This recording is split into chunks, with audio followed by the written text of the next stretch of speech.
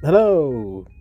So, today I thought I would just go through one of the simplest pieces of effect terrain I've ever made, and this is the soundboard. It literally uses two components and just bits from your bits box to make it work. It's so simple and adds a lot to the games, I think.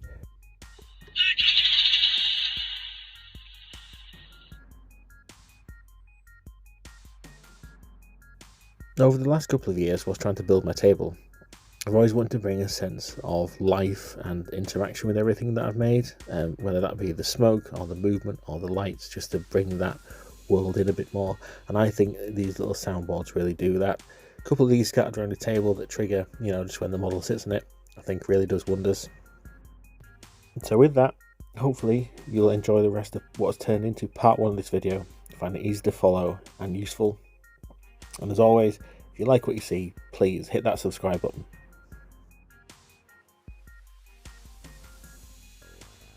Okay, so to make a soundboard like this one, this is the original. There are two main things you'll need, sort of electronic components wise. The first is the little circuit, just like a birthday card circuit. You can pick these up from places like eBay or AliExpress, relatively cheap. This original one cost me a couple of pounds. The newer one, which has got better buttons on it and a bigger speaker as well, cost me about £3 each, including shipping. So don't exactly break the bank.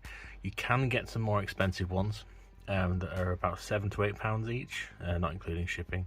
But they have a 3.5mm jack in, so you can plug it into either your phone or a PC and record directly rather than using the microphone that's built into the circuit. So these are pretty cheap to pick up. And the second thing you'll need, and the thing that I love at the minute, is reed switches. So if I put this one down, you literally just need one of these. So it's basically a magnetic switch. So you put a magnet in the base of the model, like this one. I'm just blue tacked on for now. It will close when you put the magnet on top and make the circuit work.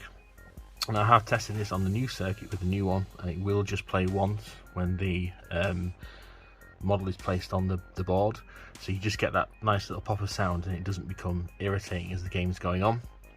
And all you really have to do is, after you've got your preloaded message, which I'll play you in a second, is just snip off the cable, leave a little bit of length of wire, and switch out this button, this little black one here, with the reed switch. You don't need to solder it. You can quite happily just bend the wires and twist them together, and it will work when it's in place.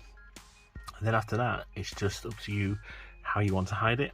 So like the original, this new one I'm going to make is going to be on a board, so it's not too tall, and we'll have a little bit of cover on it.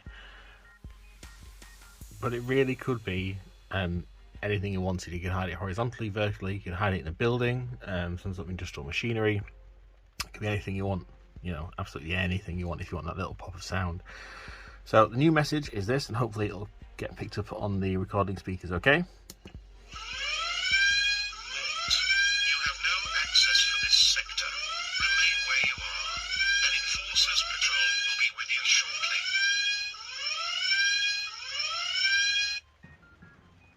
So that's the message I'm going for. I'm also going to try and put like a little camera, like a model camera, not a working one, that's a dream though, onto it, so it looks like when the character jumps on the board, he's been detected, and a little light's going to flash, and you have the camera to make you think that he's being monitored by the enforcers, hence the message.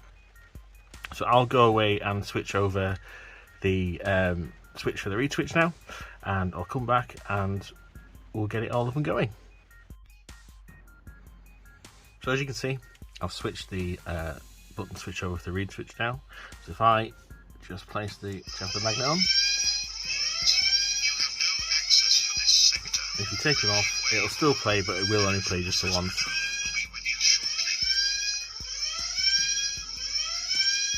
So it's now just putting this in something, so that little plate that I mentioned. So what I'm going to go for is just, I've just got a 4x4 piece of plastic card for now, slightly bigger than the old one. This one's a 4x3, and I've got some 3mm 4-inch lengths of plastic card just to bump up the height. so you can hide all the gubbins and whatnot inside. This is going to be a little bit taller than the last one, purely because they've used bigger batteries on this particular circuit, and it just needs to, you know, be able to accommodate it that bit more. I'm going to leave the recording switch on. I think you could quite happily just snip it off, although I haven't tried, but purely because you can then keep re-recording your messages. And one thing that I will mention before I start putting this together is just think about battery placement. So if I hold this up to the camera, hopefully you can see. So there are certain points where the batteries will be able to slide out when they run flat. So you ideally don't want these facing towards like a walled corner, so you can change them over when you want. But you could also, I suppose, just use double-sided sticky tape and just pull the whole thing out when you want to change the batteries over for it.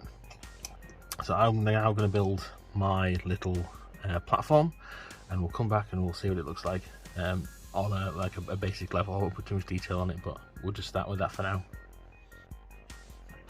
Okay, so got it all just basically made, so just stacked up the piping along the edge, if you can see it. There we go, just like that, just so it gives it the height to hide all the gubbins in. I haven't fixed it in permanently, I literally just taped it on.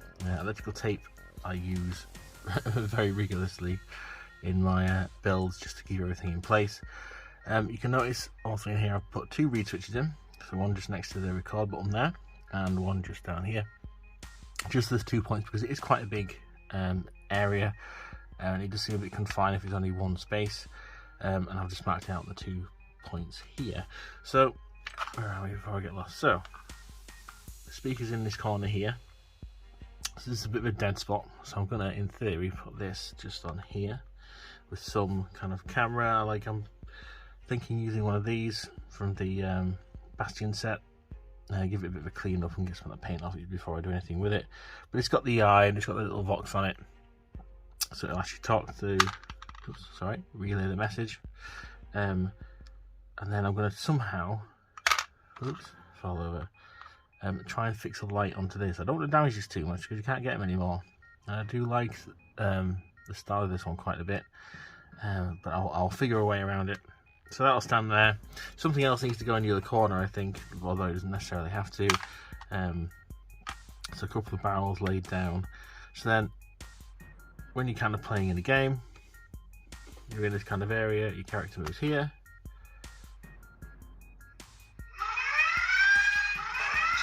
have no access for this sector. Remain where you are. An Enforcer's patrol will be with you shortly. Or it goes to the next one, and you get the idea. So you've got 2 points of contact, so it'll both make it work. It is a bit fuzzy, but I think that fits the whole grimdark kind of aesthetic. You won't expect everything to be crystal clear and clean, so that bit of grain on the voice I think works really well, and it's good because it's only a cheap little speaker.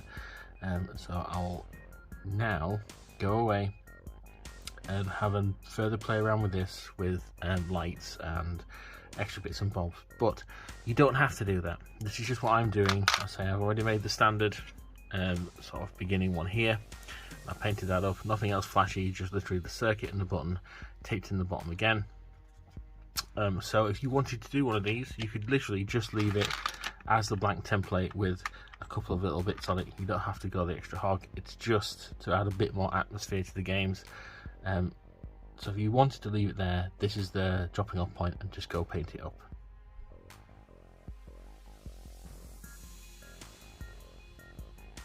So I've gone away and I've come up with this. So it's going to be an Enforcer's checkpoint. Not what I originally intended, but I had sudden rush of inspiration using the Mortalis column, and I'm really loving the direction it's going. As you can see, I've cut a doorway into the column itself. There will be a detailed interior, a little desk, monitors, that kind of thing, and an Enforcer officer inside. Nothing is glued down at the minute, everything comes off. My favourite little bit that I've put on it so far is just the servo skull in the corner, using bits from the Bastion kit. It's got the Vox, it's got the light, and it's got the monitor in the servo skull's eye, which works really, really well with the message, so he can be seen, he's been shouted at, and brings that atmosphere in. The other thing to notice with this as well I've removed the second read switch just because, as somebody pointed out on Reddit, if you've got a lot of traffic potentially going over this area, the same message over and over and over could be really, really irritating. So it's just the once to try and reduce that. So here we are as it stands. There's just a few more details to do, and this is the end of part 1. So I'm going to go away, get this finished off, paint it up, and I'll go through any improvements and changes in part 2. So as always, if you like what you see, hit that subscribe button, like the video, and drop a comment below, and I will see you next time.